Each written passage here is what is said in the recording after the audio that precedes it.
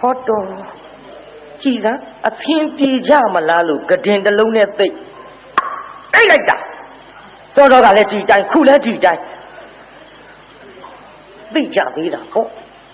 Bija vida, po, so Vidiana Vita, a melo to that Nyanku Vidoli, who appear meshy, a whistle day, a mighty, a cono, two balare, a water train at top. Told Bido Babio Gomalevita, or Turu Neo thing in a chilling at Tayani would tap. Let out TV now that Nini Linsuja. Ananda Navago Shikova Ivia.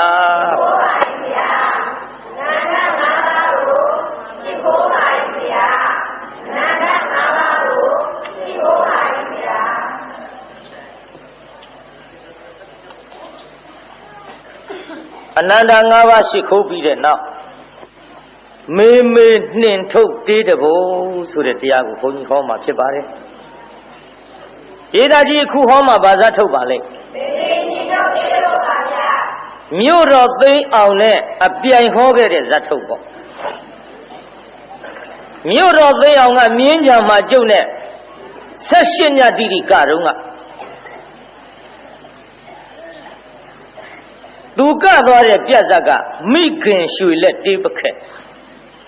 I don't joke at Eddie Dunga, me took did a bow, so be the hogger. Zalansa Haya. Judo Dologa to tell the Vinus of the Kanguromia di Giaza you will want John like the Dindo Nido Mudo Aka. Gomba, Godaka, the Chigu, a jump you beat of Hawaii. Goma, Godaka, the tail, Suda. Giaza you away a young lad, Ludea. Now the Dizagua Bola Valley, Zajumbian Hoya. Giaza you away a young lad, Ludea, Chito. Mimi a boa miva mia paino pisimia. She will shilling as a Lumavi on Pongbon Pibin and Nilake. Ngamiba mia by Sine deceiving Ngamiba mia machine now, Nga Pine deceive. Those all let DBC go. Ngavi away a lare, Ludea Pinny, Junior. DBC they told Poppy, those were like me, Subaga. Na I know Mammy Mujare, Yaza Muzu Muzariha. Akuma Yaulare, Diludi. Diswere Yalare, Dimwere Yalare, DBC, those were Lare, Suyin, Na, Nixakalu, Pujali me. Tilo Nixakalu, Mabujali off. The Pisiri will never all Lulu a beam of even. See young Sauna County. But so the Tago will look a sort of Tago Chono. Oh, medium Pagendo. You know, a locality in Bejava.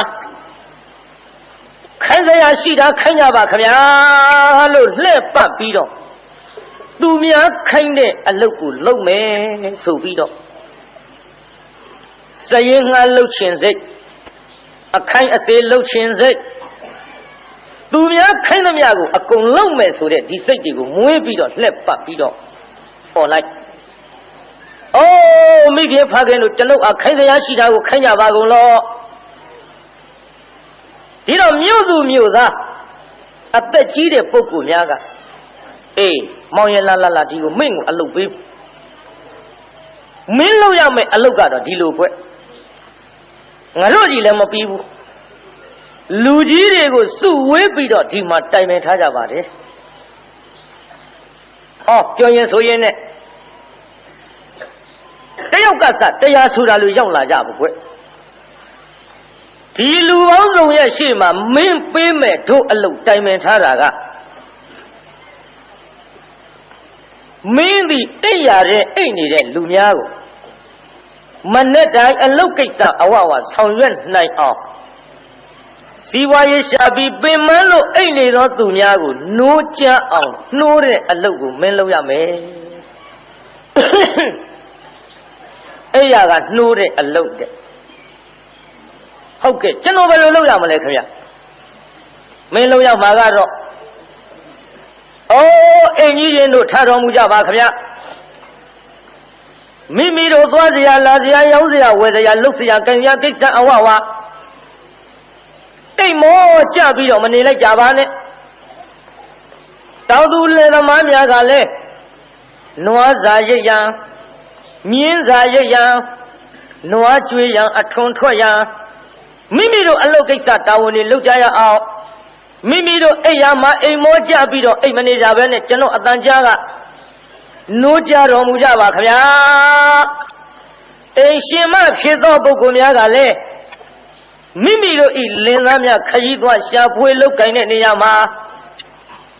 ချက်ပြုတ်လုတ်ကိုင်းပြီးတော့ကျွေးတဲ့များကျွေးလို့ခရီးသွားတဲ့အချိန်ခါမှာဆောင်းတဲ့နေရာဆောင်းရအောင်အစီအစဉ်ပြုလုပ်၍ထုတ်ထည့်ပေးတော်မူကြပါခင်ဗျာအဲ့ဒီကဲ့သို့မင်းအိပ်ရတဲ့အိမ်မောကြနေတဲ့လူတွေနိုးကြအောင်နှိုးပြီးတော့ကိစ္စအဝဝဆောင်ရွက်เสียရှိတာဆောင်ရွက်နိုင်အောင်တိုက်တွန်းရမယ်အမောင်ဟုတ်ကဲ့ခင်ဗျာကျွန်တော်တာဝန်ယူပါတယ်ခင်ဗျာကျွန်တော်တာဝန်ယူပါတယ်ခင်ဗျာနဲ့အဲ့ဒါလို့တာဝန်ခံလိုက်တော့အရက်ကစုပြီးတော့သူ့ကိုအိမ်တအိမ်ပေးအိမ်တအိမ်ပေးတော့တက်ရောက်ထဲပေါ့လေအဲ့ဒီအိမ်မှာနေပြီးတော့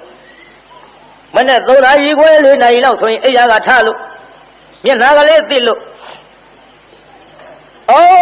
တိုင်လူပြည်သားလူများအပေါင်းတို့အိမ်ကြီးရင်တို့ယခုအချိန်ဒီကမိမိတို့သွားစရာကိစ္စအဝဝကိုသွားရလာရ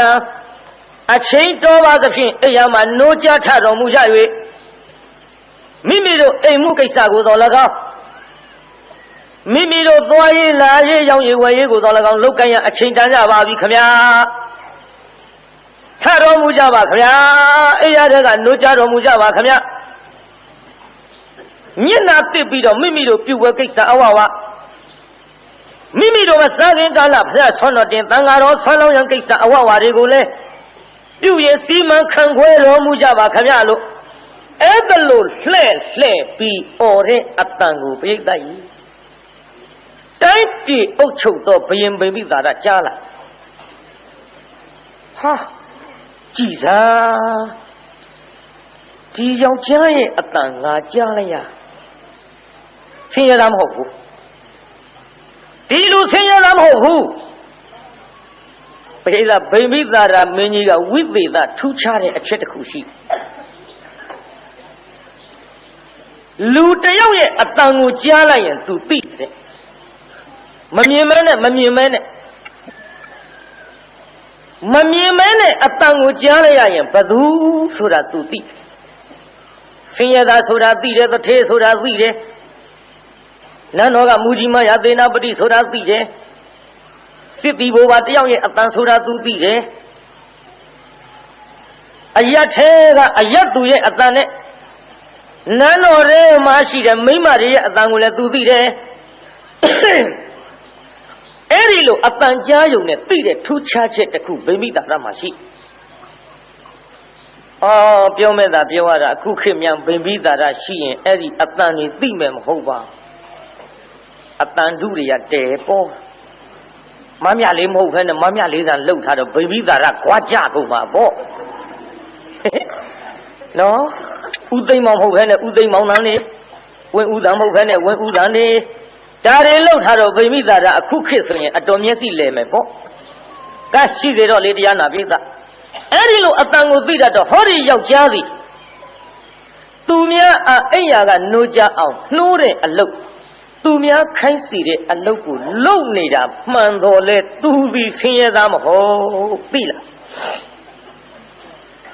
ဟဲ့မင်းကြီးများဘုရားယခုအော်တဲ့အတန်ဟာဘာလို့လဲဟဲ့မှန်လားပါဗျာကုံဘဂောတကပါဗျာအဲ့သူကဘာလုပ်တယ်လဲကွမှန်လားပါသူ့အလုပ်ကသူများခိုင်းစီတဲ့အလုပ်အိယာကနိုးအောင်နှိုးကြတဲ့အလုပ်ကိုအရက်ကဝိုင်းပြီးတော့ ကျွေးသမျှပေးသမျှစားတော့နေရတဲ့ဆင်းရဲသားတာမန်လူတယောက်သာဖြစ်ကြောင်းပါဗျာမဟုတ်ဘူးကွဟဲ့မင်းကြီးများဗျာမဟုတ်ဘူးကွဟုတ်ပါလေဗျာမဟုတ်ဘူးကွမင်းတို့ဆင်းရဲသားလို့ထင်ပေမဲ့လို့အဲ့ဒီယောက်ျားသည်များစွာသောပစ္စည်းရှိတဲ့လူသားဖြစ်တယ်အဲ့ဒီတော့ဗိမိသာရမင်းရဲ့အပမှာခစားပြီးတော့နေရတယ်မောင်းမဖြစ်သောနန်းတွင်သူတယောက်ကဘယင်ကြီးဘက်နဲ့ကြောင့်ဒီတမန်ဆင်းရဲသားလူတယောက်ကိုများစွာပစ္စည်းရှိတယ်လို့သူဆိုးနေပါလိမ့်မလဲမြင်လဲမမြင်မနဲ့အတန်ကြားရုံနဲ့သူရမ်းတုတ်ဟုတ်လဲမဟုတ်ပဲနဲ့ဒီကိစ္စငါသိအောင်ကြံစမ်းမင်းချင်းယောက်ျားတယောက်ကိုခေါ်အဲ့ဒီနန်းတွင်သူကမင်းချင်းယောက်ျားတယောက်ကိုခေါ်ပြီးတော့သွားအဲ့ဒီလူသေချာသွားကြည့်သူအိမ်မှာပစ္စည်းရှိသလားမရှိဘူးလားများစွာသောဥစ္စာတွေရှိသလားမရှိဘူးလားသေသေးချာချာသွားကြည့်အကြည့်ခိုင်းလိုက်တော့မင်းချင်းယောက်ျားတယောက်သွားကြည့်တော့အကြောင်းစုံသိလားချမ်းသာတာသိတာမဟုတ်ဆင်းရဲတာပဲသိခဲ့ဆင်းရဲတာကိုသိလာတော့အရှင်မခိုင်းသောယောက်ျားသည်ချမ်းသာသောပစ္စည်းများစွာရှိသောပုဂ္ဂိုလ်လုံးဝမဟုတ်သူ့အိမ်မှာသူဝတ်နေတာမြင်တဲ့အောက်ကပစိုးတစ်ထည်အပေါ်ယုံပစိုးတစ်ထည်အင်းကြီးကလည်းလဲစရာတစ်ထည်နှစ်ထည်သာရှိ၍တိတာမရှိအခမ်းမရှိများစွာသောပစ္စည်းဆိုတာကျွန်ုပ်ဘာကမှမမြင်ခဲ့ပါဘူးအဲ့ဒါလို့ပြောတော့ဒါဖြင့်ဘယင်သွားတော်ဥတင်ဘယင်ကိုသွားတော်ဥတင်မှန်လားပါဗျာများစွာသောပစ္စည်းရှိသောယောက်ျားမဟုတ်ပါဗျာမဟုတ်ဘူးလို့လျှောက်တင်တော်ဥတင်တော့လည်းပဲတရားနာပြိဿကြီးဘယင်မိမိသာရကမယုံဘူးမယုံတဲ့အပြင်မှာဘာမှစကားတုံ့ပြန်ခြင်းမပြုဘဲနဲ့နောက်ရက်ဒီယောက်ျားအော်တန်ကြားပြန်တော့လေများစွာပစ္စည်းရှိသောပုဂ္ဂိုလ်ဖြစ်တယ်မင်းကြီးများအဲ့လိုပဲမိတ်နှစ်ကြိမ်သုံးကြိမ်မိတ်လာတော့နန်းတွင်သူကအကြံတစ်ခုပေါ်လာတယ်သူပေါ်လာတဲ့အကြံကမှန်လားပါဗျာတဲ့သူ့ကိုအကြောင်းစုံသိအောင်ခိုင်းလိုက်တော့ချိန်ခါမှာများစွာသောပစ္စည်းဘာကမှမတွေ့ရသဖြင့်များစွာသောပစ္စည်းတကယ်ရှိမရှိဖယားကျွန်တော်မျိုးမှာစုံစမ်းရန်အတွက်သူ့ထံသွားကြပါဗျာကောင်းပြီတင်သွားပြီတော့တင်သမီးပြိုလေးကိုပါတခါတည်းခေါ်သွားဘယင်ကလွတ်လိုက်သမီးပြိုလေးခေါ်သွားပြီးတော့တရားနာပိသကုံမဂောသကနေတဲ့အရက်ထဲခရီးသွားရောက်ဆောင်ပြီးတော့မိခင်ဖခင်တို့သမီးတို့ခရီးဝေးကလာကြတာဖြစ်ပါတယ်ဒါကြောင့်ဒီမှာတညတိခိုရသေးရှင်ဒီတော့မိန်းမကြီးကတဏီမဒီမှာတော့တို့လူတွေကလည်းများတယ်မိသားစုအိမ်တော်ဆုံးကလူများနေပါသဖြင့်တို့အိမ်မှာနေစရာလည်းအမတန်ကျဉ်းမြောင်းနေကုံမဂောသကရဲ့အိမ်ကတော့သူ့တယောက်တည်းနေတာကျယ်လဲကျယ်ဝန်းပါသဖြင့်အဲ့ဒီအိမ်မှာတောင်းပန်ပြီးတော့တဲခုနေပါလားဟုတ်ကဲ့ဆိုပြီးတော့ကုံမဂောသကအိမ်ရောက်သွားကြတော့အမောင်ငါတို့ခရီးသွားတွေပါကွယ်ခရီးဝေးကလာရသဖြင့်ခရီးကန်းတာကလည်းအမတန်ကြမ်းတော့ပါသဖြင့်မွန်လည်းမွန်လှပါပြီတို့မိမသားလည်းဖြစ်ချင်းကြောင့်တညတာမြဒီမှာတီးခိုခွင့်ပြုပါကွယ်ဖြစ်မထင်ပါဘူးခင်ဗျာကျွန်တော်ယောက်ျားသားတယောက်ထဲနေတာပါခင်ဗျာဒီလေယောက်ျားသားတယောက်ထဲနေတာတော့မှန်ရဲ့တပါးသောအိမ်တွေကလည်းမိသားစုအိမ်တော်ဆုံးလူတွေများနေပါသဖြင့်တဲခိုရန်အတွက်သူတို့အမတန်ဝန်လေးနေပါတယ်ကွယ်လက်ခံဖို့ဒါတော့ငါတို့တညတာလေးအိပ်ပြရစီဟုတ်ကဲ့ကောင်းပါပြီခင်ဗျာကျွန်တော်တနာသဖြင့်တညလောက်တော့ဖြင့်ခွင့်ပေးပါလေကျွန်တော်လည်းဆင်းရဲသားခင်ဗျာ အေးမင်းဆင်းရဲတာလည်းတို့သိပါတယ်ကွယ်အိမ်ထဲဝင်ကြည့်လိုက်တော့ဘာမှမရှိပဲကိုတို့တညလောက်အိပ်ပြရစီကောင်းပါပြီအိပ်ပါခင်ဗျာနည်းနည်းညချမ်းကြတော့ပြောတယ်မောင်ရဲ့တဲ့ဟိုမင်းပါအလုပ်လုပ်တော့ဟာကျွန်တော်ကမနဲ့စောစောအိပ်ရကနိုးအောင်အရက်ချင်းကလူတွေကိုနှိုးတဲ့အလုပ်ပဲကျွန်တော်အလုပ်ကရှိတယ်ခင်ဗျအလေမင်းဒီအလုပ်လုပ်ရတဲ့ကိစ္စအစောကြီးသွားရမှာဆိုတော့ချက်ရေးပြုတ်ရေးကိစ္စတို့ဆံကလေးပါလေးပေးထားခဲ့ပါလားတဲ့မင်းအတွက်တို့ချက်ပေးပါမယ်အားလေးပါလေခင်ဗျာကျွန်တော်ဖာလာပဲချက်ပါမယ်ခင်ဗျာကိစ္စမရှိပါဘူးအဲ့ဒါထမင်းချက်ရမယ်ဆိုတော့အာနာတယ်ခင်ဗျမဟုတ်ပါဘူးကွအာနာကြမဟုတ်ပါဘူးအဲ့ဒါလို့ဇွတ်ပြောတော့ဆံလေးပါလေးတွေပေးတိခဲ့သူတို့ကထမင်းချက်ထားပေးသားရေနန်းတွင်းသူတွေဆိုတော့လေအချက်ပြုတ်ကတဲတတ်တကူချက်ပြုတ်တဲတတ်တော့ကောင်းကောင်းမွန်မွန်အရသာရှိရှိမှုကျိုင်းနေအောင်ချက်ထားလိုက်တော့ကုံမခောသကကြီးကနန်းတွင်းသူတွေချက်တဲ့ထမင်းဟင်းစားလိုက်ရတော့ငါဖန်ငါဖြစ်သလိုတယောက်တည်းချက်စားနေတဲ့ထမင်းနဲ့တဲကွာချပါလားထမင်းကတော့ထမင်းပဲဒါပြီးငါချက်တာတစ်ခါတစ်ခါပြောခြင်းပြောနေမာခြင်းမာနေတစ်ခါတစ်ခါနားလည်းမနှက်ဘူးသူတို့ချက်ထားတဲ့ထမင်းကမပြော့မမာအလောတော်အလေတဲ့ချက်လက်ချက်တပါပဲရဲ့ဟင်းကြည့်လိုက်ပြန်တော့လေငါဖြစ်တယ်လို့စားတော့လည်းပဲအမလီတအိမ်လုံးမှု့ကြိုင်လို့ပါလားအရက်ထဲကတော့နှာခေါင်းတရှုပ်ရှုပ်နဲ့ဟဲ့ကုံမကောတကားကြီးမင်းဒီကနေ့ဘာဟင်းနေများချက်တော့မှု့ကြိုင်လို့တရားလုံးမှု့ကြိုင်နေပါလားကွဲ့လို့တောင်အမေးခံရလောက်အောင်အိုးငါအိမ်ဝင်လာကြတဲ့ကဒီအနံ့ကြီးရနေပါသဖြင့်အချက်ပြုတ်တယ်ကောင်းပါလားအရသာရှိရှိစားရလို့ချိန်မွန်းနေကြဟိုသားမိနှစ်ယောက်ကဘာပြောလို့မောင်ရဲတဲ့တို့တညလောက်ဆက်အိပ်ပြရစီလားဟဲ့တွေးကုန်ရနော်အတွေးသမားတွေပါရုပ်ရိပ်သာမခေးပါဘူးတညလောက်ဆက်အိပ်ပြရစီလားလို့ဆိုတော့ဟုတ်ကဲ့ခင်ဗျာအိပ်ပါခင်ဗျာအိပ်ပါခင်ဗျာမငင်းဘူးပေါ့မငင်းလို့ဒီလိုတညအိပ်ပြီးတော့မိုးလင်းသောအခါမှာကုံမခောသကကြီးသူ့အလုတ်သူထွက်ပြီးတော့အလုတ်ကုံမခောသကအိတ်တဲ့ကဒင်းကိုလေကျိုးတွေဖြတ်ထားတယ်ဒါဟိုတော့ကျိုးကရင်မှုနဲ့တူပါရဲ့ဗျနော်ကျန်းကန်နဲ့ဒီတိုင်းတူကျိုးတွေဖြတ်ထားကျိုးတွေဖြတ်ထားတော့ကုံမခောသကကြီးပြန်လာတဲ့အချိန်ခါမှာကဒင်းကိုကျွတ်တို့ထိုင်ကြည့်လိုက်ဟာကဒင်းကျိုးတွေပြတ်နေပါလားအော်မိခင်ကျွန်ုပ်ကလေးကျိုးတွေပြတ်နေပါလား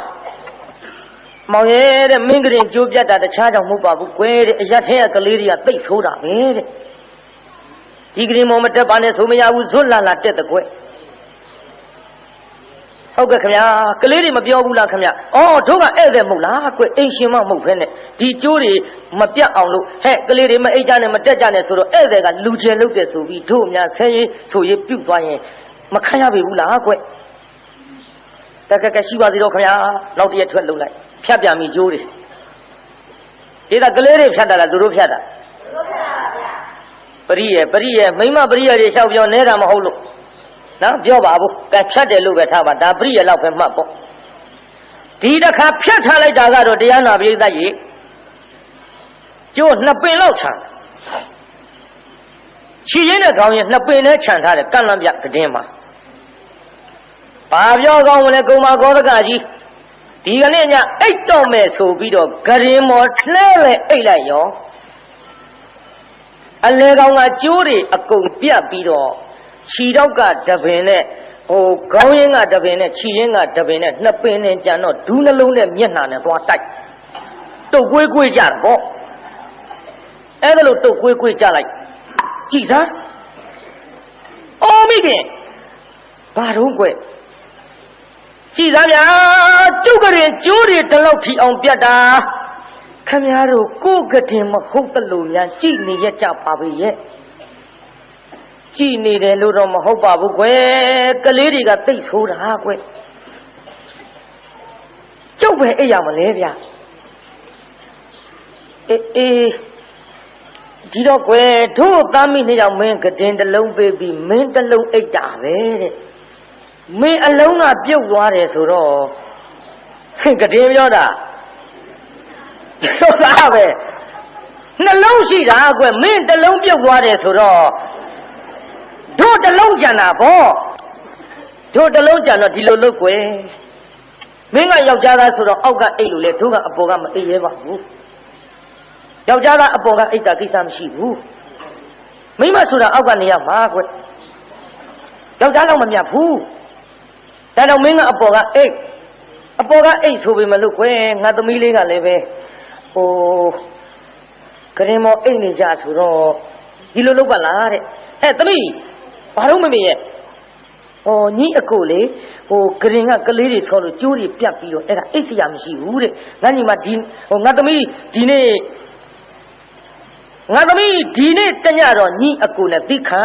ပြီးတော့အဲ့ဒီကရင်မောအိတ်လိုက်ပါအေးခိုင်ဒါဘာသဘောလဲဟေးမဲမနေနဲ့အဲ့ဒီသဘောပဲအခုခေတ်ဒါတော့အတူခိုးကုန်ကြတာပေါ့ရုပ်ရှင်နဲ့ပြတာလည်းဘာမှမဆန်ဘူးဒါတွေပဲငါသမီးတဲ့ညီကိုလာတယ်တဲ့ကော်ဖီဖြော်တက်လိုက်တဲ့အမေတို့ဖျားကိုးစုသွားမလို့ဒါဒီသဘောပဲဘာမှမဟုတ်ဘူးဒါတွေအတူခိုးနေကြကြည့်အခုတရားနာပိဿရေတင်ကြတော့သိလိုက်ပါသမီးရဲ့အိုးအမေကလည်းယောက်ျားလေးနဲ့မိန်းကလေးကရင်မောနှစ်ယောက်ထဲအတူတူအိတ်လို့ဘယ်ဖြစ်မလဲမမေရဲ့ဒါသမီးရဲ့ဒီတညတော့သိခံပြီးအိတ်လိုက်ပါတဲ့ဒါသမီးကဟိုဘက်လက်အိတ်ပေါ်တဲ့မင်းကလည်းဒီဘက်လက်အိတ်ပေါ်တဲ့လက်ခိုင်းမေသည်အတူတူထားဘယ်ရလိမ့်ဘယ်ရလိမ့်မတော့မိသားကရင်မောတစ်ယောက်နှစ်ယောက်ထဲကရင်မောအိတ်ခိုင်းပြီးတော့ဟိုဘက်ဒီဘက်အလှည့်ခိုင်းသူကလူလေလုတ်တယောက်ကဟိုဘက်လှည့်အိတ်တယောက်ကဒီဘက်လှည့်အိတ်တယောက်နဲ့တရားကိုတရားနာပြီးတာတထောင်လောက်กว่าမှာကရင်နှခမ်းလေးကပ်အိတ်ကြနောက်အမေလို့သူကတရားနာပရိသတ်ကြီးဖြည်းဖြည်းလေးတခိုးချီတောင်းနဲ့လာကြည့်တခိုးချီတောင်းနဲ့လာကြည့်ဖြည်းဖြည်းလေးချီတောင်းမြောက်လှမ်းမျက်စီထဲမြင်အောင်ကြည့်မမြင်နိုင်ရင်အိမ်ကြမှောင်နဲ့အဲ့ဒါလိုလေးလှမ်းကြည့်ကျလာတခိုးချီတောင်းလေးနဲ့လာကြည့်ဟောတော်ကြည်စမ်းအဖင်ပြေကြမလားလို့ကဒင်တစ်လုံးနဲ့သိအိတ်လိုက်တာစောစောကလည်းဒီတိုင်းခုလည်းဒီတိုင်းသိကြသေးတာပေါ့ဆိုပြီးတရားနာပိဋကအမေလို့သူကညံကူပြီးတော့လေဟိုအပြင်းမဲ့ရှိတဲ့အဝတ်စုပ်တွေအမိုက်တွေအကုန်လုံးသူ့ပါလာတဲ့အဝတ်တစ်ထည်နဲ့ထုတ်ပြီးတော့ဘာပြောကောင်းမလဲပိဋကဟိုသူတို့နှစ်ယောက်အိတ်နေတဲ့ခြေရင်းကထရန်ကြီးကိုတအားလှမ်းထုလိုက်ဖုံးလို့လှမ်းထုလိုက်မလေးဆိုပြီးလှမ်းဟင်းညီမဘာလို့မလီဘာလို့မပြဘူးဘာလို့မပြဘူးဟေးဘယ်လိုတိတ်မကြောက်နဲ့ငါရှိတယ်အကိုမလီညီမတောက်တယ်မကြည့်ရဘူးလဲဆိုပြီးတခါတည်းဘာပြောကောင်းမလဲပရိသတ်ကြီးဘာမှကိုပြောမကောင်းဘူး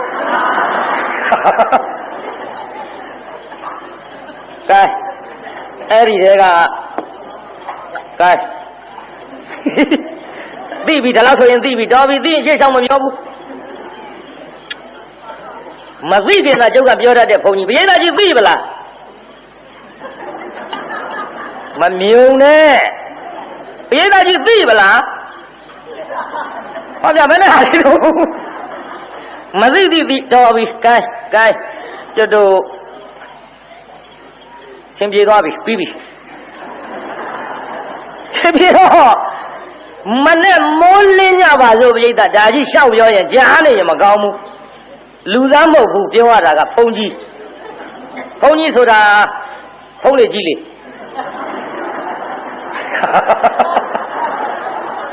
ဟုတ်တယ်လွယ်တာမဟုတ်ဘူးလူနဲ့မတူဘူးလို့ဆိုမှအိန္ဒိယရှိရတယ်ပရိသတ်ရဲ့ဘုန်းကြီးဆိုတာဒါကြောင့်တရားနာပရိသတ်ကြီးမနဲ့မိုးလေလေမလေးရောကလေးမလေးကအိယာကထားငိုတယ်ပရိသတ်မျက်ရည်ကမထွက်တော့ဇွတ်ညှစ်ငိုတာတတွေးလေးဆွလိုက်ယောက်ျားလုပ်တဲ့လူကလည်းအဟုတ်ထင်အမေလုပ်တဲ့လူကဝင်လာဟဲ့သမီးဘာဖြစ်လဲအမေအကိုပေါ့ဟဲ့မောင်ရဲ့ဗျာငါသမီးဘာလို့ငိုတာတော့ဗျာကိုင်းကျုပ်ကွဲထောင်းပြီးတော့လည်းမပြောပါဘူး ကျွတ်တို့နှစ်ယောက်အစကတယောက်နဲ့တယောက်အလွန်သစ္စာရှိကြပါတယ်တယောက်ကိုတယောက်ထိတာမခံနိုင်အောင်စိတ်ဆိုးကြကတင်းမော်မှလေကျွတ်တို့တယောက်တခြားစီအိတ်ကြပါတယ်သို့တော်လဲဘာကြီးမှမသိဘူးယောဝုန်းကနေတဆေများ၆တာလားကွယ်သူလှုပ်ထားတာဒါသူကတဆေပြောတယ်သူကသရဲမကြီး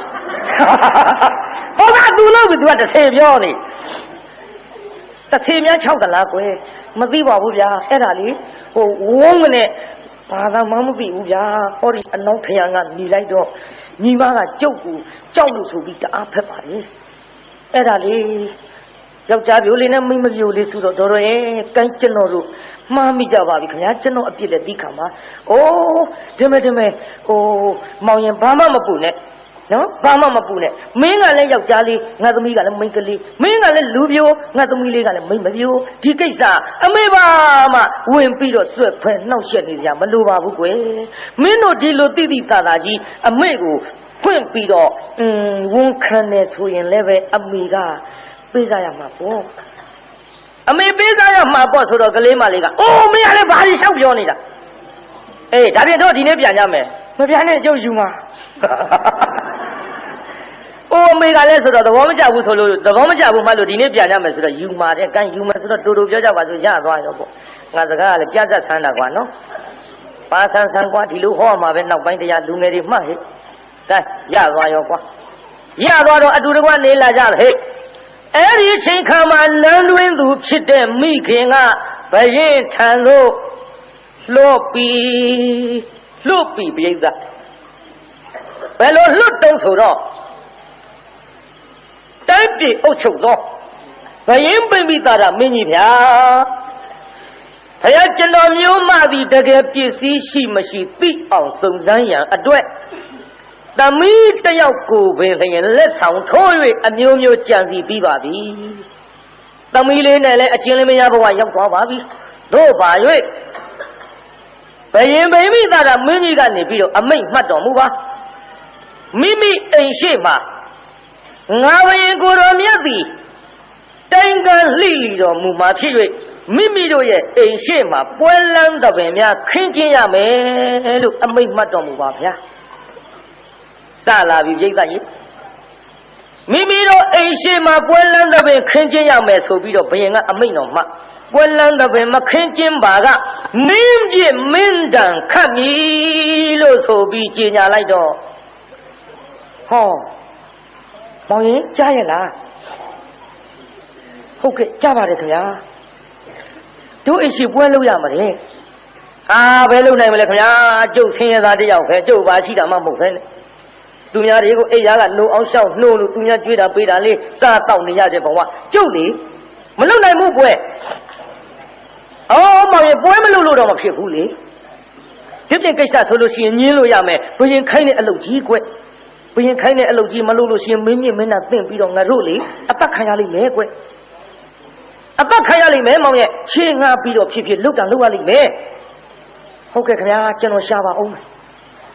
ကျွန်တော်ရှာပါအောင်မဲ့ဆိုပြီးတော့သူမြုပ်နှမ်းထားတဲ့မိဘဘိုးဘွားပိုင်းနဲ့ပစ္စည်းကိုယူလာပြီဗျအတပြားတစ်ကြတိတာဘယ်လောက်တော့ကလေး40ပစ္စည်းတွေကတစ်ကြထဲယူလာနှမျောလို့မှတ်မနေနဲ့ခင်ဗျားတို့ကနှမျောလို့မှတ်မှာနောက်ပိုင်းသူ့စကြောင့်သေချာဆက်နာထောင်ကြည့်အဲ့ဒါကြတစ်ကြယူပေးလိုက်အဲ့ဒီအတပြားတစ်ကြယူပေးလိုက်တော့ရှင်မယင်ကပေးလိုက်တဲ့ငွေ1000နဲ့မောင်းမဖြစ်တဲ့နန်းသွင်းသူကသူ့အိမ်ရှိပွဲကြီးကျင်းပကုံမခောသကပေးတဲ့ငွေတစ်ကြကြတော့ဘရင်ထံသို့ဒါကုံမခောသကထံမှာရသောငွေအတပြားတစ်ကြဆိုပြီးတော့အပ်လိုက်ဘရင်ထံတစ်ကြရောက်သွားပြီနောက်ဒီလိုနဲ့ပွဲလန်းသဘင်နေကျင်းပဖို့ဒီတိုက်တွန်းတော့တရားနာပိဋကကျင်းပရတာပေါ့ပွဲလန်းသဘင်မကျင်းပရင်တဲ့တရားနာပိဋကမင်းပြမင်းတန်ခံရမှာတဲ့မင်းပြမင်းတန်တော့ဘယ်ခံလိုက်မလို့ပွဲလန်းသဘင်ကျင်းပမှာပေါ့ခင်ဗျားတို့အခု2ကြိတ်ရှစ်စုတို့ပြင်မနာကလေသတင်းကြိုပွဲတို့အမလေးအဲ့ဒီပွဲကြီးတွေလေရန်ကုန်ကရှိတဲ့ရုပ်ရှင်မင်းသားမင်းသမီးတွေကုံရောမဟုတ်လားဗျဟင်ဟ ဟိုကတော့မင်းပြမင်းတန်ကြောက်လို့ခမည်းတော်ကတော့လူရေးတန်းရေးနဲ့ပတ်သက်ပြီးတော့ပူဇော်တဲ့အနေမျိုးလောက်ကြတာနဲ့သူပါရဲ့မှန်ရလားပြိဿကြီးမှန်ပါတယ်ဘုရားတောင်ထွက်ပြိဿကြီးမှန်ရလားမှန်ပါဦးကြည့်တရားနာပြိဿကြီးအဲ့ဒါလို့ပွဲလမ်းတစ်ပင်ကျင်းပလိုက်တာငွေ8တပြားထိအောင်ထွက်သွားပြီပြိဿငွေ8တပြားကိုလည်းဘယင်ထမ်းရောက်ပါလေရောဘယင်ဘိမ့်ပိသာရမင်းကြီးကကုံဘခောသကဆိုတာဘသူလဲလို့မေးပြီးတော့လေငါဘယင်ထံသို့ရောက်အောင်ဇွတ်ဆွဲခေါ်ခဲ့ရမယ်လို့အဲ့ဒါတိုင်းလွတ်လိုက်ပါပြီဗျာရောက်လာပြီမင်းချင်းယောက်ျားတွေကုံဘခောသကအေးပဲဖားလေ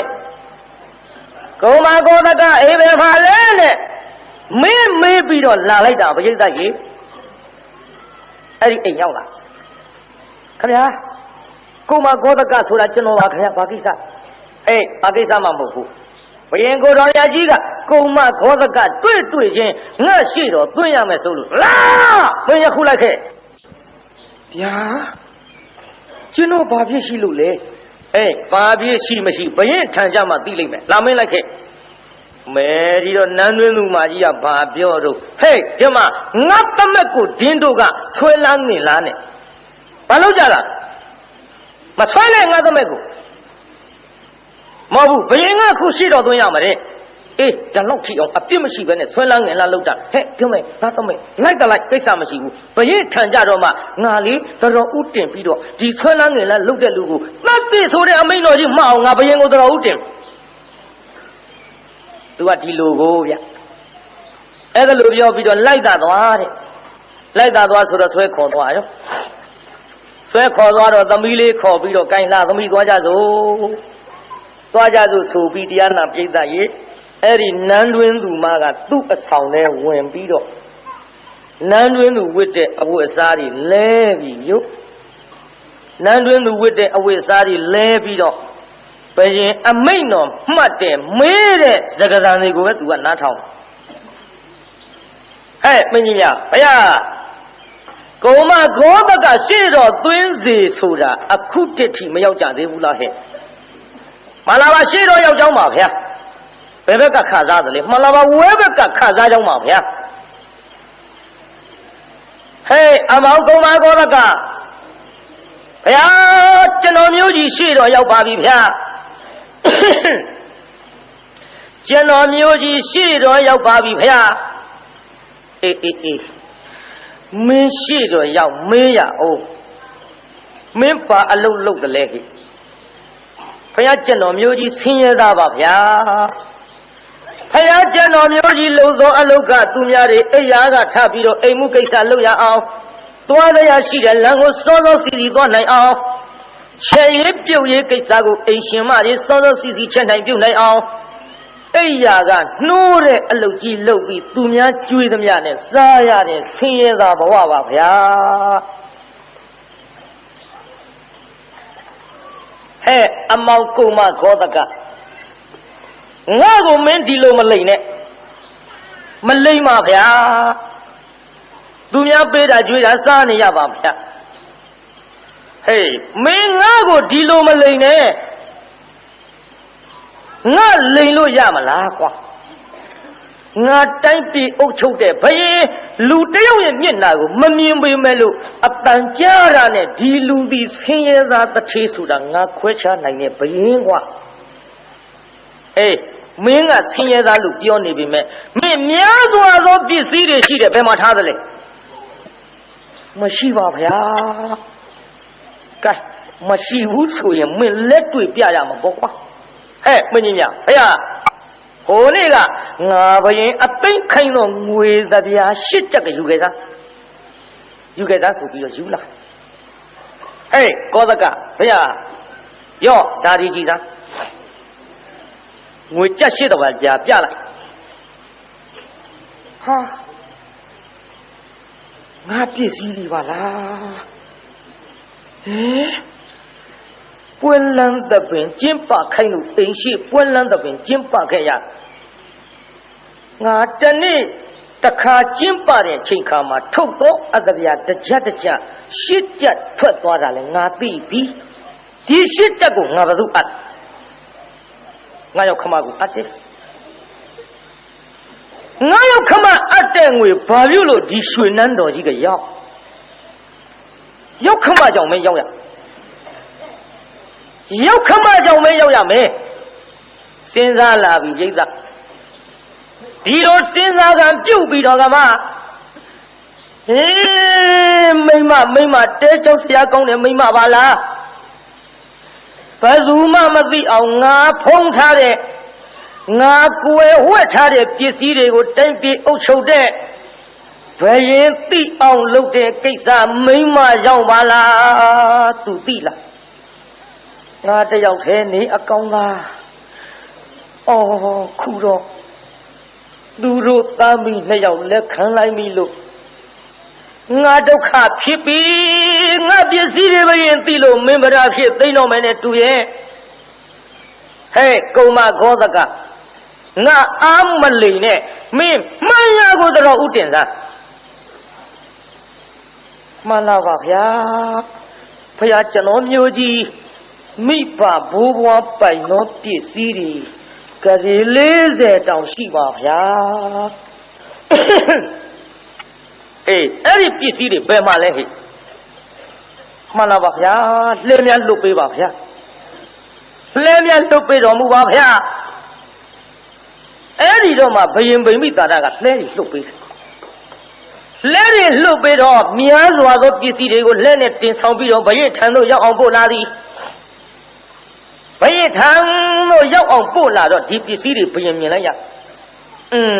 မင်းကြီးဗျာဖေရနေပါပဲလားကွယ်တို့သူလောက်မိဘဘိုးဘွားထားပစ်ခဲ့တဲ့ပစ္စည်းပိုင်ဆိုင်တဲ့သူလောက်ချမ်းသာတဲ့တထေများရှိသလားဟဲ့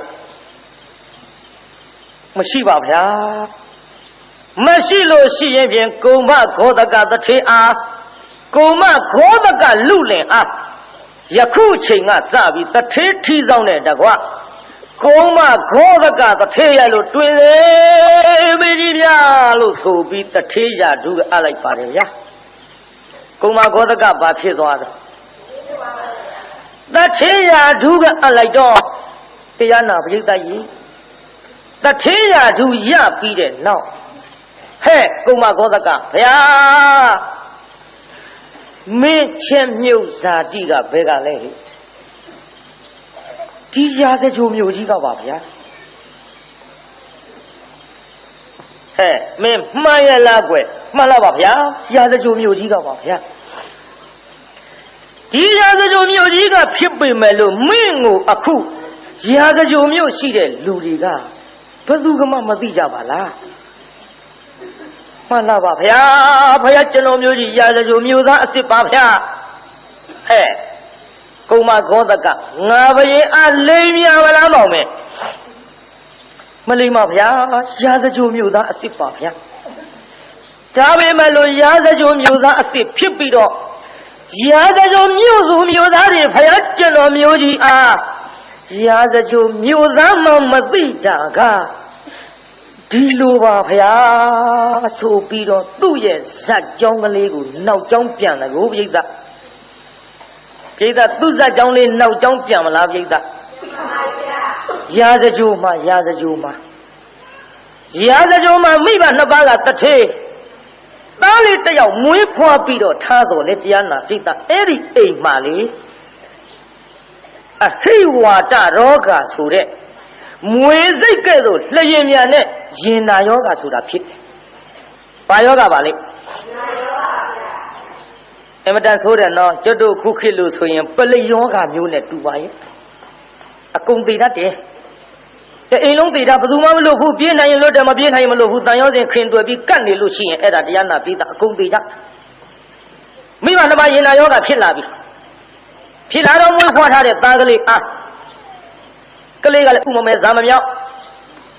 ဇဂဗီနာကြချက်လုံး၍5နှစ်သားလေးအရွယ်ကိုပြိဿတာရဲ့လူကလေးခမညာလူလေးအမေတို့သိရတော့မှားကွယ်ဒီယောဂါကြီးဖြစ်လာရုံပဲဆေးဝါးမှကုလို့မရ သားရဲ့တရားတခြားလို့ငါသားသွားပြီးတော့ငါသားကြီးကိုအမေတို့မချစ်လို့မတနာလို့တော့မဟုတ်ပါဘူးငါသားမသွားလို့ရှိရင်အမေတို့သေတဲ့ယောဂါကြီးနဲ့ငါသားကြီးပါသေတော့မကွယ်မမေကျွန်တော်အသွားရခက်ပါပြီခင်ဗျာမိဘနှစ်ပါးကိုပြစ်ပြီးကျွန်တော်ရောလုပ်ပြီးတော့သွားရမှာတော့အေးငါသားမိဘနှစ်ပါးချစ်လို့မသွားရတာတော့အမှန်ပဲပေါ့ဒါပေမဲ့လို့မိဘနှစ်ပါးကိုချစ်ရင်ငါသားကြီးသေလိမ့်မကွယ်ငါသားကြီးအသက်ပါဆုံးလိမ့်မကွယ်ဟောဒီအခိဝါဒဆိုတဲ့ရင်နာယောဂါကပြေးနိုင်မှလွတ်တာနော်ပါပြေးပြီတော့ငါသားကြီးပြေးပြီတော့ငါသားကြီးဒီအိမ်နေလို့ရှိရင်ငါသားကြီးဒုက္ခရောက်လိမ့်မကွယ်လို့ဆိုတော့သားလို့သူခမရကအပေါ်ရခက်ပါပြီတရေတမြေကို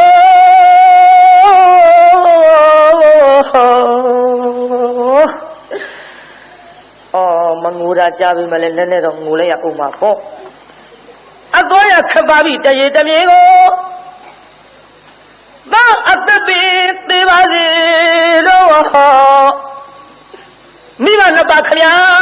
ကျုပ်သေးရင်သေးပါစေတော့မိဘနှစ်ပါးကိုပြစ်ပြီးတော့ဘယ်လိုနည်းနဲ့မှမပြေနိုင်ဘူးသာအသက်ပင်သေးပါစေတော့အဖေအမေနဲ့မခွဲနိုင်ဘူးဝေဒနာဆွဲသူဒုက္ခတွေကိုဖြစ်မုတ်ချတဲ့တဏှာမုတ်ချတဲ့တဏှာ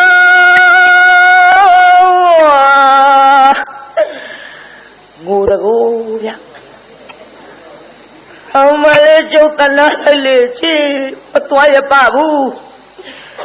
မထားရခဲ့နိုင်ဘူးအဖေအမေတို့ရဲ့နပါတကိုရှိသေးတယ်လို့ပြေတခွင်သမားအကျိုးတွေနဲ့ကုဝရစေအောင်အမေနဲ့နာအမေနဲ့နာသာအပေါ်ကရုရဲ့လေကရုဆိုတာကရုဏာနဲ့တဲ့ပြိဿကြီးအမေနဲ့နာသာပေါ်ကရုရဲ့နဲ့ဟမလေးအခုတော့ဖြင့်တဏှာမြော်ရှု၍မေတ္တာတော်ထားမခွဲရနိုင်တဲ့တယောက်သားဟာသားချစ်တဲ့မိခင်ဖခင်နှစ်ပါးအငိုတကူပြိဿကြီးသားခမငိုဘူးလားပြိဿငိုတယ်ပြိဿကြီးသားခမငိုတော့မှမိဘနှစ်ပါးကလည်းမျက်ရည်လေးတွေကျလို့ပါရဲ့မေတို့ဖေတို့တရားတော်ငါသားကြီးလွတ်အောင်ပြေးငါသားကြီးဝေရာကိုပြေးမှသေးသေးကလွတ်မဲ့ထင်တဲ့သားရဲ့ဒီယောဂဆိုတာငါသားကြီးပဲနည်းနဲ့မှမလွတ်နိုင်ဘူးအမေတို့ကိုတဏှာပြီးတော့နေမယ်ဆိုလို့ရှိရင်ငါသားကြီးပါဒုက္ခများလိမ့်မကွယ်လို့မိခင်လုပ်တဲ့လူကမိခင်ချစ်တဲ့သားရဲ့ဝေရချာကိုပြေးပါလေကွယ်အော်မိဘနဲ့သွဲယောဂဝေအေးစွဲဟေ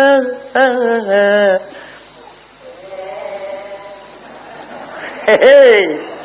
ဟိုနောက်ကတဲတွေကဘာလုပ်ထားလဲစီမရှိလို့လားနောက်ကတဲတွေကဘာလုပ်ပါမှာပေါ့အကုန်လိုက်ပါမှာပေါ့ပြီးတော့ဗါတဲ့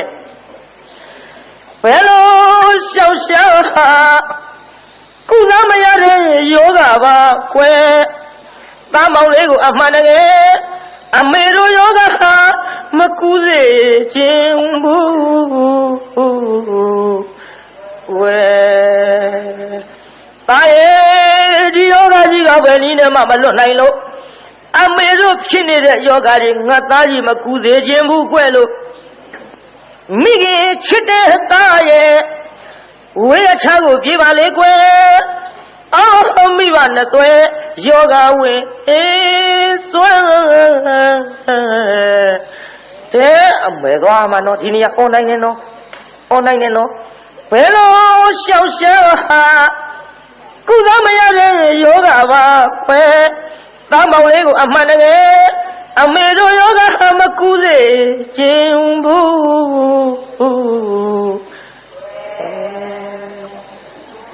နောက်ကဟာဒီမိအောင်ကြီးနဲ့ကွယ်အောင်လေသူများကွယ်နေသူတို့ကမကွယ်ဘူးထိုင်းတာပဲငုတ်တုတ်ကြီးကြီးဟိုမှာတရားနာပြိဿသာရဲ့မချစ်လို့တော့ရှင်မဟုတ်ပါလေတဲ့အမေပေးလိုက်တဲ့တေးတပုတ်ပုံသဖွယ်နားထောင်ဟဲ့သူ့မေကသားလေးကိုနှင်းတဲ့ကိစ္စဟာငါသားရဲ့တဲ့မချစ်လို့နှင်းတာမဟုတ်ပါဘူးတဲ့အမေကငါသားကိုနှင်းထုတ်တာလေးကိုတေးတပုတ်သဖွယ်ငါသားနှုတ်ကရအောင်ကြက်ပြီးတော့လေဟောငါသားအသက်ကြီးလာတဲ့ချိန်ခါမှာခံစားရမယ်ကျေးဇူးတရားတွေရှိသကွယ်လို့သားရဲ့မချစ်လို့တော့ဖြင့်မဟုတ်ပါလေတဲ့အမေပေးလိုက်တဲ့တေးတပုတ်ပုံသဖွယ်ဟောဒီနာဝဲထားခဲ့တဲ့ကြရေပေါင်း40လူလေးငါသားမချစ်လို့နှင်းတာမဟုတ်ဘူးနော်အသက်သေးမှဆိုရင်လို့အမေနှင်းတာသားရဲ့အမေလည်းညှို့ထုတ်ပြတဲ့နေရာသိချကြည့်စမ်းကြရေ40ရှိတဲ့ကွယ်သားရဲ့အဲ့ဒီကြရေ40ကိုငါသားကြီးအသက်ကြီးလာတဲ့ချိန်ခါမှာပါရဲ့လာပြီးတော့တူးဖော်ပြီးတော့မိဘအမွေအနှစ်ကိုငါသားယူရစ်လေတော့အခုတော့ဖြင့်အဝေးကိုပြေးပါအောင်ငါသားကြီးမပြေးလို့ရှိရင်အမေတို့သေတယ်လို့ငါသားကြီးသေရလိမ့်မယ်ကွယ်တာရဲ့မချစ်လို့တော့ဖြင့်မဟုတ်ပါလေတဲ့အမေပေးလိုက်တဲ့တေးတပုတ်ပုံတော့ခွဲဟောဒီနာဝဲထားခဲ့တဲ့ကြရေပေါင်း40တမ်းမောင်ရမယ်ပစ္စည်းတွေကိုကွယ်မြုပ်နှံခဲ့တဲ့ဒီမဲငါသားရောက်ရင်တူခွာယူတော့စီးကြိုင်ဝါကြိုက်ကိုချရနိုင်လို့တရားနာပြိဿရေအမေလို့သူကငါသားကြီးဟောဒီနာပစ္စည်းတွေအမေတို့သိပြီးတဲ့နောက်ဒီနေရာကိုသာမှတ်ထားငါသားကြီးလာပြီးတော့တူဖော်ယူလေတော့သွားတော့လေမေကျုပ်ပဲလေးမမသွားနိုင်ပါဘူးသေပါစီတော့ဟောကျုပ်သက်ပါသေပါစီတော့ကျုပ်အဖေတို့မေတို့ကိုခွဲပြီးတော့မသွားနိုင်ဘူးမဟုတ်တာသားရဲ့ငါသားခွဲသွားတာကလည်းအမေတို့ကိုမချစ်လို့မှမဟုတ်ပဲနဲ့လူကလေးအမေတို့ကိုမချစ်လို့ကမဟုတ်ပဲနဲ့ငါသားမသွားရင်သေလိမ့်မယ်သားရဲ့ငါသားသွားပြီးတော့မင်းမျက်သားကိုလည်းအမေမမြင်တော့ဘူးမျက်စိတွေလည်းပြားလာပြီသားရဲ့လူကလေးသွားပြီးတော့လို့လက်ကလေးနဲ့သာရပ်ပြတာသားပဲမပြမိဘူးပြိဿသားပဲမပြမိဘူးသားမှမမြင်တော့ပဲကိုသားနေတာကညာဘက်လက်ပြတာကဟောသလိုဘဲအဲ့ဒီတော့သားရိပ်မိလားချက်သိမ်းလဲထားလားကောင်းလဲကြီးလားဟာငါဒီဘက်နေတာမေကခိုဘက်လက်ပြနေတယ်မေလူလေးကျုပ်ကဒီဘက်မှာမေရဲ့မမြင်တော့ဘူးကသားကြီးလို့အောင်သာပြေးအမေသေးတော့မယ်သားရဲ့အမေသေးတော့မှသားရဲ့ငါသားကြီးလို့အောင်ပြေးတထေးကြီးသားကလေးသွားပါလားတော်တော်ပြေးကပ်နေတယ်မသွားဘူးတော့ဟဲ့ပါလေသူပါသေးပါစေတဲ့ကျွတ်တို့ကကပ်ပြီးတော့နေတယ်မသွားဘူးလူကလေးသွားပါတော့ကွယ်သွားတော့ချစ်သားမင်းကိုမချစ်လို့မှမဟုတ်ပဲနဲ့မင်းအမေနှင်းထုတ်တာကိုလည်းမမေ့နဲ့နော်နှင်းထုတ်ပေးမယ်လို့တေးတပုတ်တစ်ဖွဲအောက်မေ့ပြီးမှတ်ထားရင်ငါသားကြီးပွားနိုင်ရဲ့သားရဲ့ဒီပစ္စည်းတွေအသက်ကြီးမှလာပြီးတော့ယူလှဲ့တော့သားရဲ့လူကလေးကသားကြီးဆိုဖိုးကြီးတွေရောကသေပြီဖိုးကြီးအဖိုးကြီးတွေတော့ခွားကြီးအဖိုးကြီးတန်ပြောက်သွားဟောလူကလေးပြေးတော့သားရဲ့ငါသားကြီးပါသေတော့ပါပဲပြေးတော့လို့ဆိုတော့ကပါသားလုတ်သူခမရကလေမေတ္တာကြီးမားလာတဲ့မိဘနှစ်ပါးကိုကျွန်တော်ကြော့ခဲ့ပြီဖေမေတို့ကျွန်တော်ကြော့ခဲ့ပါတယ်ခင်ဗျာမေတ္တာကြီးမားလာတဲ့ မိဘနှစ်ပါးကိုကျွန်တော်ကြောခဲ့ပြီအော်ကျေးဇူးရှင်ဖေဖေကျေးဇူးရှင်မေမေဘာမောင်လေးလည်းပါကမတွေ့မသွားခြင်းမဲနဲ့သွားရမလေးကျွန်တော်ဝကျွေးတွေပြေပါစေနောက်ဆုံးဘဝပဲဖြစ်ပါစေတော့လေဟန်ကြပါသားလို့သူကမေမေတို့ဖေဖေတို့ကျွန်တော်မသွားခြင်းမဲနဲ့သွားရတော့မယ်ခမရမခွဲခြင်းမဲနဲ့ကျွန်တော်ခွဲပြီးတော့သွားရတော့မယ်ခမရလို့အော်ကျေးဇူးရှင်ဖေဖေကျေးဇူးရှင်မေမေသားမောင်လေးလည်းပါကမတွေ့မသွားခြင်းမဲနဲ့သွားရမလေးကျွန်တော်ဝကျွေးတွေကျွန်တော်ဝကျွေးတွေပြေပါစေနောက်ဆုံးဘဝပဲဖြစ်ပါစေတော့မေမေမေမေမေမေမေမေ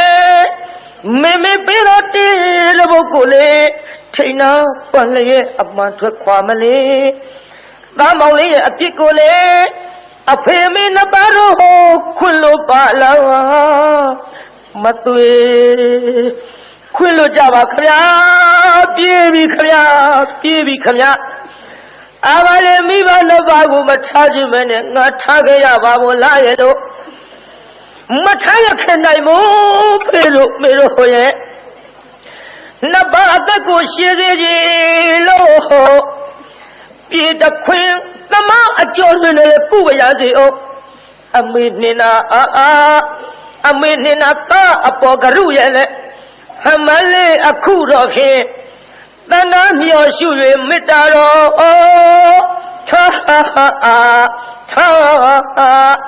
မေတ္တာတော်ငိုလိုက်တဲ့ကောင်လေးဗျာငိုဘူးလားပြိဿကြီးငိုပါရဲ့ဗျာအဲငိုပြီးပြေးရောဟိပြေးလိုက်တာဗျာပြေးလိုက်တာဗျာ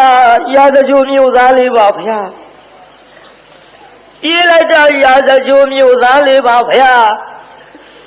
အဲ့ဒီရာဇဂိုမျိုးသားလေးပြေးပြီးတော့ဝေရအယတောဆတ်မှကြီးပြင်းအောင်နေပြီးတော့ပြန်လာလိုက်တာသူ့ကိုလည်းရာဇဂိုမျိုးကြီးကဘယ်သူမှမှတ်မိတော့ဘူးတဲ့ဗျာဘယ်သူမှမမှတ်မိတော့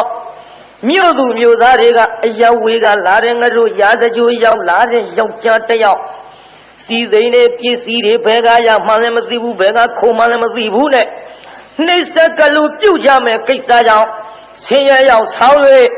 မှန်လားပါဗျာဖះကျွန်တော်မျိုးကြီးသူများကိုအိယာကထားအောင်နိုးတဲ့အလုံးနဲ့ပရိယေနဲ့လုတ်ကင်စားတော့ခဲ့ရဖះကျွန်တော်မျိုးကြီးဟောဒီရတဲ့ရိုးမျိုးသားကြီးပါဖះလို့တတော်ဦးလဲတင်လိုက်ရောတဲတော်တဲ့ယောက်ျားကိုကွကိုင်တဲတော်တဲ့ယောက်ျားမင်းကဒီတိုင်းမထားပါဘူးကွငါသမီးနဲ့ပေးစားလို့ဟေးအမောင်ကုမခောသကများစွာသောပစ္စည်းတွေနဲ့တထေးရာရူဖြင့်သာအမောင်ခံစားလို့တို့ပါတော့လေဒီကိစ္စမြတ်စွာဘုရားကုတော်မြတ်ကြီးအား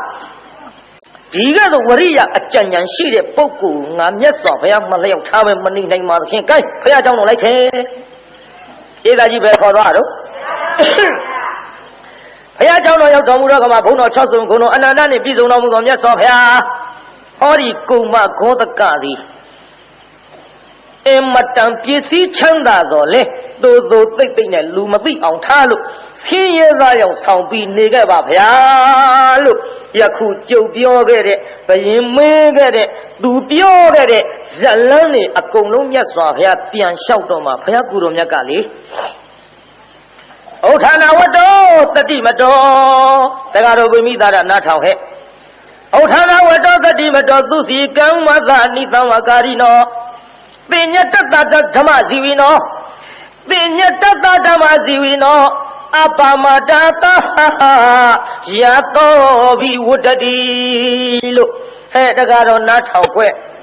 ဩဌာနဝတ္တောထကြွလုံလဝရိယရှိထားသောမှန်တော့တက္ကရာမှန်တော့ကုမဂောသကအတူယူသွားကြစမ်းပါအတူယူသွားကြစမ်းပါ ရှိတာကိုရှိသမျှထုံမသုံးဘူးဗျရှိတာကိုရှိသမျှထုံမစားဘူးဗျသို့သိမ့်သိမ့်နဲ့နေတာကိုမြတ်စွာဘုရားကကြည်တရားနာပိဋကအမတန်တော်တဲ့ပုဂ္ဂိုလ်ရဲ့လို့ချိန်မွန်းတဲ့ဂါထာဟောနေတယ်ဗျသူစီကမ္မတာအပြစ်မရှိစင်ကြယ်သောကာယကံစသည်တို့ဖြင့်ပြည်စုံထသောကာယကံဝစီကံမနောကံကံသုံးပါးတို့ဖြင့်လည်းစင်ကြယ်တဲ့ပြိဿနိသမကာရီနောစုံစမ်းဆင်ခြင်၍ပြုလေရှိထသောစုံစမ်းဆင်ခြင်ပြီးတော့မှပြုတဲ့ပညာတတကိုနှုတ်နှလုံးစုံသုံးလေရှိထသောအပမတတမမိတ်မလျော်သောသူအားရသောစည်းစိမ်ဥစ္စာအရာရာအထူးကျေးဇူးတဲ့ကြော်စောခြင်းသည်အဘိဝတ္တတိတဏိတ္ထတိုးဝါလေတော်သရီ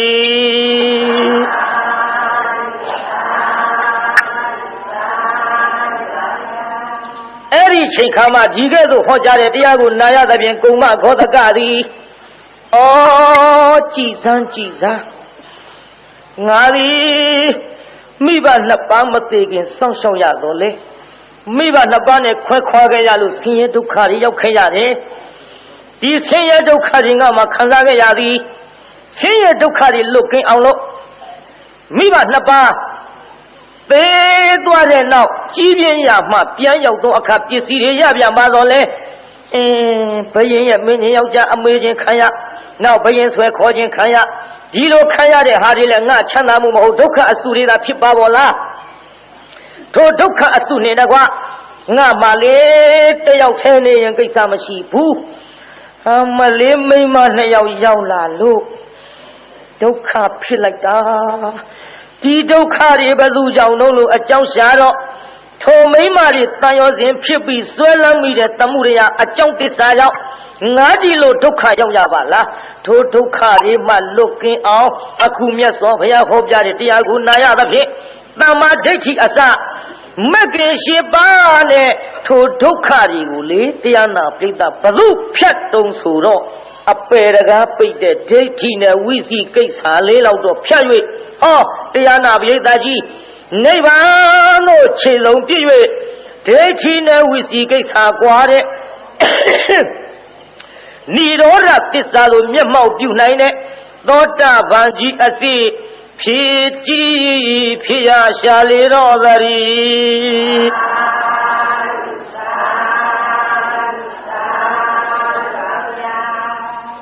ပြေသာကြီးကုမဂောသကကြီးဘာဖြစ်သွားတော့သောတာပန်ဘာဖြစ်သွားတော့ပြေသာကြီးဒါဖြင့်သူ့အမေများကနှင်ထုတ်တာမချစ်လို့လားမတနာလို့လားချစ်လို့တနာလို့နှင်ထုတ်တာသူ့အမေနှင်ထုတ်တဲ့စကားလေးကတရားနာပိဋကကြီးသူ့ပစ္စည်းတွေရမှာဆိုတော့တေးတပုတ်တဖွဲလို့အမေမှားမသွားဘူးလားဒါကြောင့်ကျုပ်ကမေနှင်ထုတ်တေးတပုတ်လို့အမည်ပေးပြီးဟောခဲ့တဲ့ကျွတ်တူဓမ္မပဒအပမာရဝက်မှကိုမခောသကတထေရဇလန်းဤဒီကနေ့ညဒီမှာနှိဋ္ဌိတမ်းပါသဖြင့်ကိုင်းမေတ္တာပို့ရအောင်ဆိုကြနောက်ရက်ဒီစောစောလေးကြွကြပါဗျာတကဘာလုံးမှမြတ်တာချမ်းသာကိုစိတ်မြဲပါစေအားလုံးကိုယနေ့ညကြွရောက်လာကြတဲ့တရားနာပိဋကကြီးချမ်းသာကြပါစေအားလုံးကိုယနေ့ညကြွရောက်လာကြတဲ့တရားနာပိဋကကြီးကျမ်းမာကြပါစေဂိုင်းအိမ်ပြန်ပို့ကြပါစို့အတ္တကေဟေပြောသမျှဟောသမျှတွေကသဘောမကြပဲအပြစ်တွေ့ကြလေခြေရင်းနဲ့ဖုံမုန်းစိတ်တွေပြစ်ပြအသီးသီးတော်မိမိတို့အိမ်ငယ်ဌာနသို့နိဝတ္တတုသီခမေသာပြန်ကြပြီတော့နိဝတ္တတုမေတ္တာရေပခါဖြောင်းလိုက်မယ်ပြစ်ပရာတွေဝေးရကမြန်စီရောချစ်တရားဆွေကလျောင်းမိကိုစိတ်နှပြချမ်းသာစွာဖြင့်မှန်စွာမနေပြန်ပါလေတော့ပြန်ကြစေကုန်သတည်း